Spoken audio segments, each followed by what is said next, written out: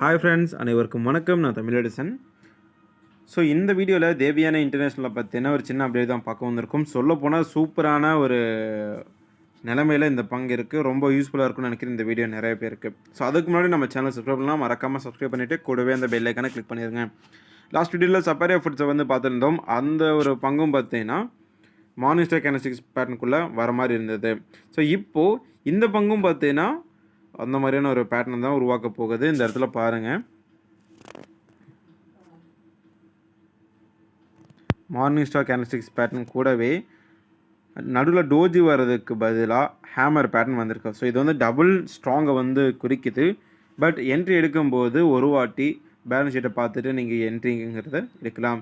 எதுவாக இருந்தாலும் நாளைக்கு கேண்டல்ஸ்டிக்ஸ் க்ளோஸ் ஆகிற வரைக்கும் வெயிட் பண்ணுங்கள். நாளைக்கு ஒரு 4% கீழே இறங்குதுன்னா கன்ஃபர்மேஷன் இல்லாமல் போயிடும். ஸோ கொஞ்சம் வெயிட் பண்ணி பார்த்துட்டு கூட என்ட்ரி எடுக்கலாம். அண்ட் தென் சப்பாரியா ஃபுட்ஸ் 2022 லோவில் இருக்குது. ஸோ ரெண்டையும் கம்பேர் பண்ணி பார்த்துட்டு நீங்களே ஒரு முடிவு எடுக்கலாம்.